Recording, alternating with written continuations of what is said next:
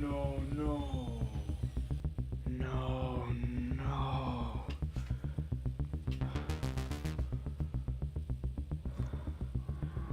No. No, no, it has to be here somewhere. No. No. No! No! God. Never mind. My amiibos are right here.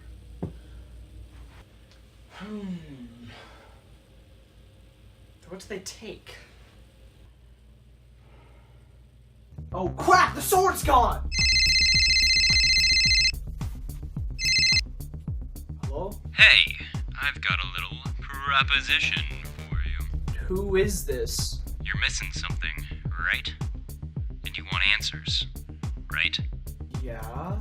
Word of advice. It's not wise to go searching for answers that you're not going to like. What is that supposed to mean?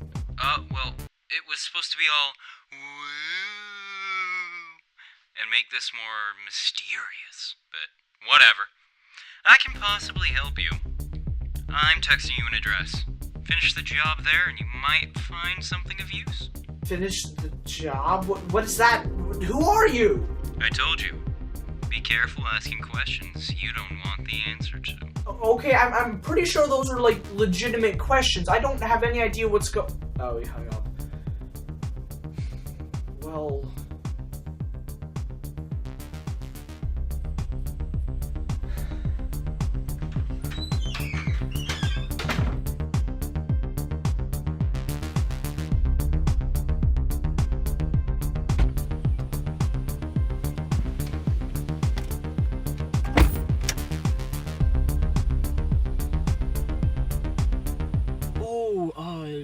crap, I guess I never did introduce the game I'm gonna talk about. Or explain how any of this is related. Well... whatever. This is Hotline Miami.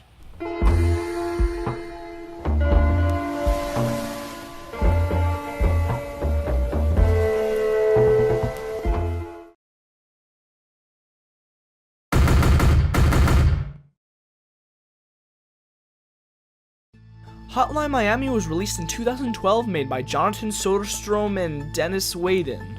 I don't know how to pronounce them.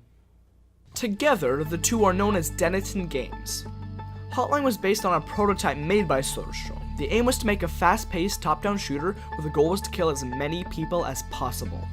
The game really doesn't mess around with getting to the point, throwing you right into a tutorial showing you how to kill people well, and then throwing you into the game. Your character is a nameless, faceless, presumably male person who exists. Yeah, they don't give you much in terms of defining traits for this guy. He's seemingly a sort of hitman, and he receives periodic calls asking him to go to a destination and violently murder everyone there. Immediately, the game gives off an uneasy vibe. You're not given much information, and you're left to speculate about a lot of things. The gameplay starts off incredibly fast. The goal being to take out every person in a building, you're given a lot of options for doing so effectively. Melee weapons allow you to run up to people and kill them immediately, and guns allow you to kill from a range, but trade off by giving away your cover. The cover areas themselves are varied and allow you to utilize them in any way you want to lure enemies to their deaths. The game encourages fast-paced play both by making your controls and movement speed incredibly quick and responsive, but also by making your respawn immediate. This throws you right back to the action, taking away the worry of death and allowing you to fearlessly run to combat. Your overall score and rating at the end is also based on how fearlessly you play. The music and fast-paced gameplay makes every situation tense, as you never know what you might find around every corner. The plot of this game is interesting. As I said before, it doesn't clue you in very much as to what's going on, only giving you cryptic interludes between chapters from a bunch of furries in a room, and also brief trips to various stores after missions where you're given free products from presumably a friend of yours who also presumably has 5 different jobs and also might be dead. These latter interludes seem less important to the overall story.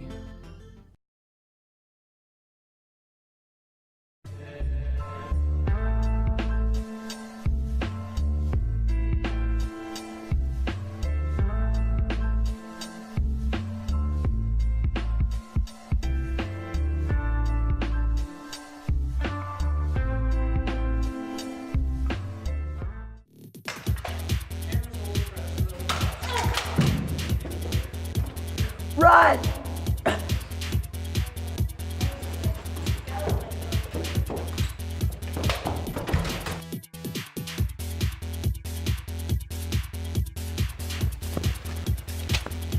Tell me who you're working for. No! Why are you guys here? I can't tell you anything! Fine, I'll tell you. Someone is working for him. What's that supposed to mean? Someone! It's his name! I know it's confusing, but just trust me, it's important to the plot later. Tell me what you know. Where's the sword? What sword? I'm just an employee, I don't know anything!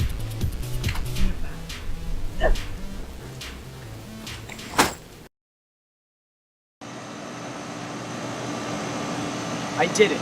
Now tell me something. Before I tell you anything, I want you to make sure that everybody is dead. What do you mean? I need every last one of them to die. What? Why? Why do you want this? I don't know. I think it'd be fun. You're sick! Just do it.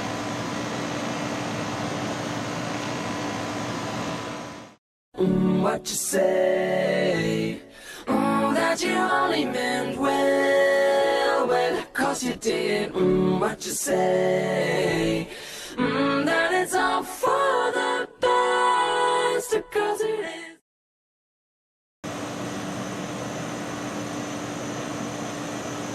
I did it. Now tell me something. Very well. You'll find your answers in the game. What? You sick piece of crap, that's all you'll give me? If you want more, tomorrow I have a new assignment for you. At least tell me something. Who are you? I guess I can tell you my name. No harm in that. You can call me someone. Keep the packages for now. You'll need to bring them to me. Oh, and make sure, whatever you do not look inside them. I'll know if you did.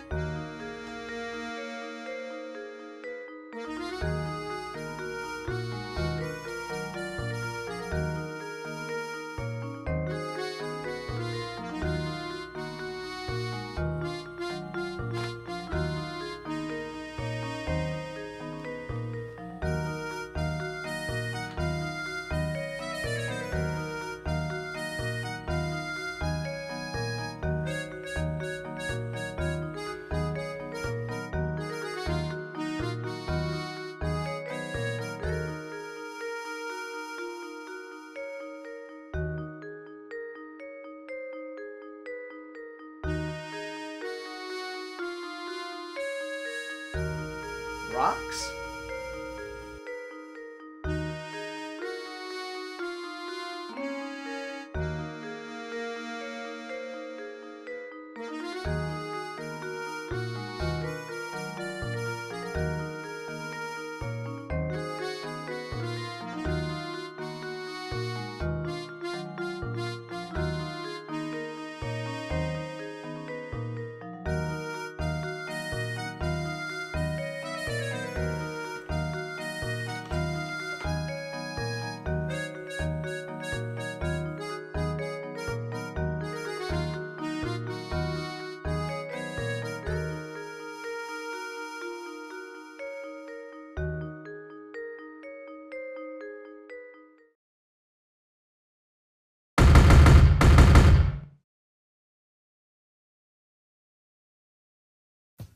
The game gets progressively harder and more intricate as you go on. You have to learn to utilize many different strategies and environmental pieces to overcome each challenge. This forces the player to experiment with everything, as each level might not allow you to rely on a single strategy the whole time. The plot of the game up to this point is...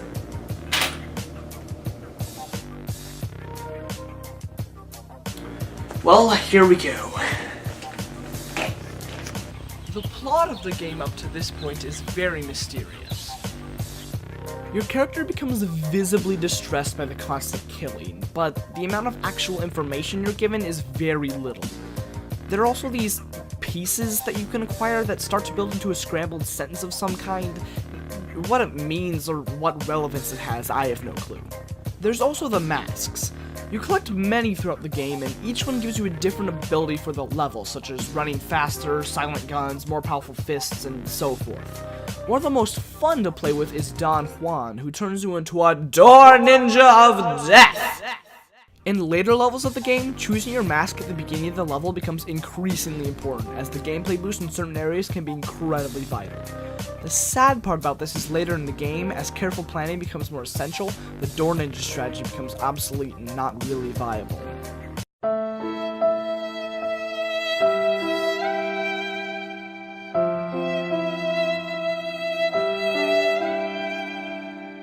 Variety magazine is an important part of how you go about playing these missions. And by Variety magazine, I mean variety in how you play the game. It's important. This is a terrible joke. As you progress through the game, you learn more about your situation. As your character falls into madness, he starts hallucinating and having less control over his violent rages. As you progress towards the end game, you learn about an underground ring of assassins led by a small group that's been controlling you. As far as the bare bones plot goes, it's relatively straightforward, but when you're trying to follow the actual events from the metaphors, it gets a little confusing. The whole thing's a little bit...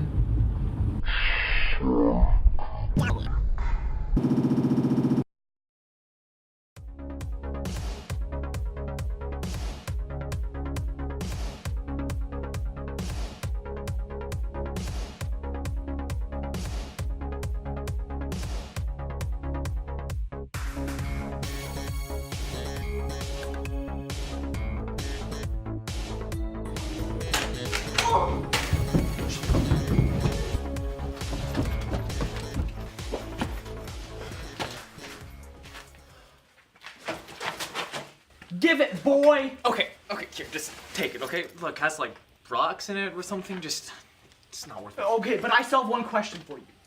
Are you working for someone? I mean, he gave me like $50 and hold this back here for the whole day if that counts. But okay, why would he pay you if they're his bat? Why would he do... I don't know. Okay, just, can I leave? I got racquetball practice in 15 minutes. Yeah, sure, yeah, that's fine.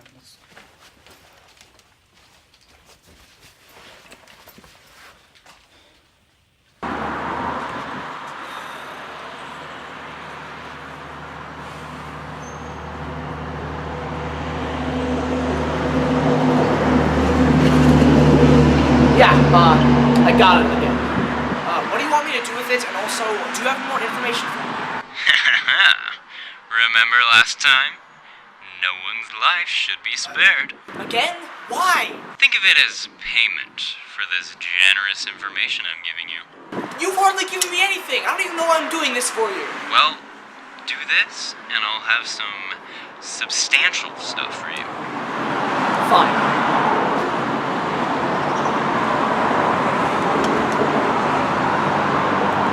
What you say? That you only meant well, 'cause you did. What you say? That it's all for the best, 'cause it is.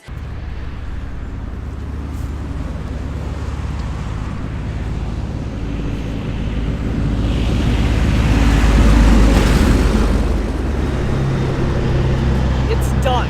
Good. Both of those packages will need to be brought to me. You better give me something or I'll burn your packages. Fine. I know where your sword is. I have a feeling you might be able to retrieve it at the drop-off location tomorrow.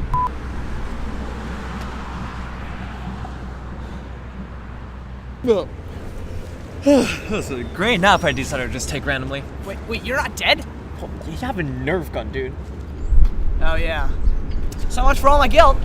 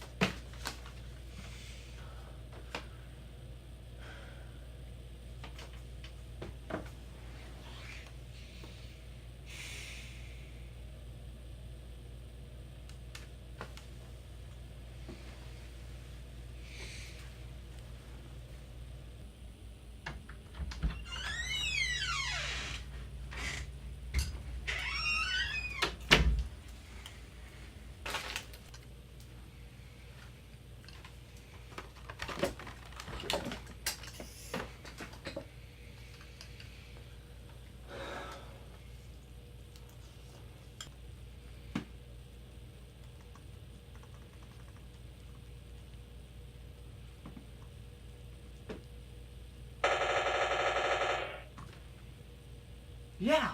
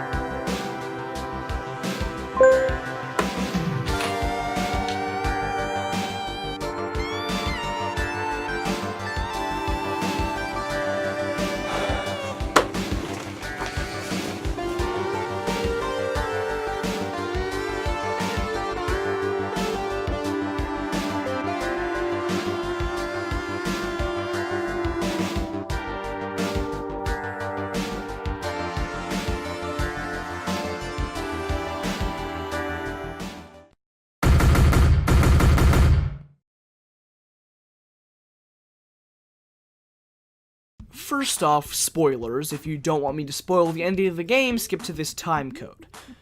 Once the game starts coming towards the end, everything starts to piece together like a completely white puzzle missing 60% of the pieces that you're trying to solve blind with one arm cut off. It's not very clear. Once you beat all the missions with the main character, you shoot a random guy and then the credits roll only to put you in control of a biker guy that you had to kill as a boss a few chapters ago. His gameplay is odd and more challenging as you can't pick up new weapons, you can only use his knife melee attack, and you only have 3 projectiles per level in the form of throwing knives. This guy seems less affected by the trauma of killing people as the other character and is more interested in figuring out what's going on. He ends up going to a phone company and finds out about some secret base or something, and then you fight the guy that you previously played as to fight the biker guy in the same place, so I guess this is an alternate timeline? And then you go as the biker to the ultimate hideout to talk to the leaders of the whole ring. 2 janitor guys. You talk to them, and then the credits roll. Wait, what? Seriously? That's the ending? All this confusing build-up and heightening tensions for 2 janitor guys? Now, technically, this isn't the real ending, but the actual one is even worse. When you find all the little purple letters and assemble them, it makes out, "I was born in the USA," which, if you go back to the final mission, you can enter in as a passcode to gain access to the janitor people's computer.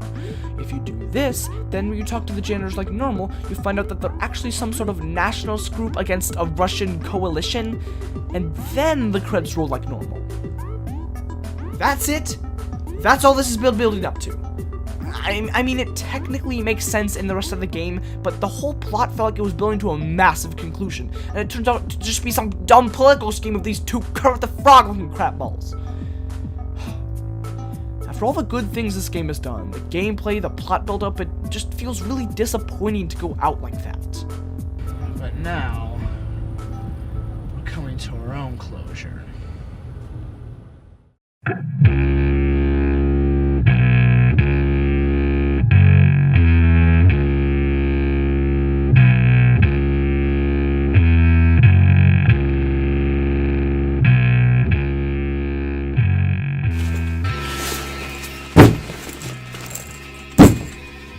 It's everything you wanted. And where's my answers? Well. 1 second.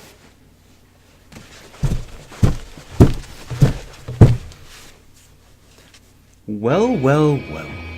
I see you went through my little goose chase. What did you discover? Nothing! Your stupid hunt showed me nothing! Now tell me what happened to the sword! Are you sure it was nothing? What was in the backpacks? You told me not to look in them. Crap! You were supposed to look at them! That was the whole point! It's just a huge waste of resources now. So why'd you tell me not to? I don't know. I thought it would be more suspenseful. What? What did you want me to find? Nothing. It's not important now. So then what was the point of the whole thing? Do you want the narrative reasoning? Or the canon reasoning for that? Huh? Well, narratively, it was to create a parallel between the game and the live-action sequences of this video. So all that build-up and crypticness was basically for nothing. Yeah. Well, then, what am I even here for? I've basically learned nothing. I'm no closer to finding the sword. What the hell have I been doing the last 3 days? Well, actually, there's a better canonical reasoning for that little goose chase. It was so I could figure out this! It was you! And now, I will finish my purpose and kill you myself.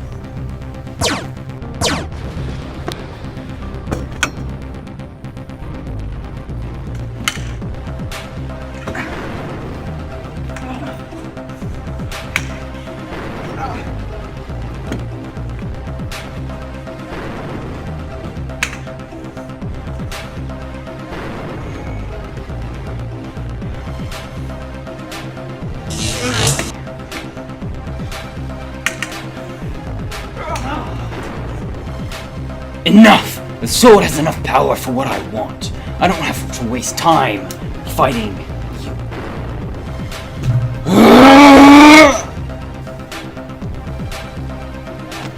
Seriously? You just dropped it. My whole plan failed because of that. Yeah. By the way, I did know what you were gonna do. So you did look in the backpacks. Yup. But you forgot something. When someone dies in something like this, they get their final breath powers. It can cause some really random ex machina stuff to happen.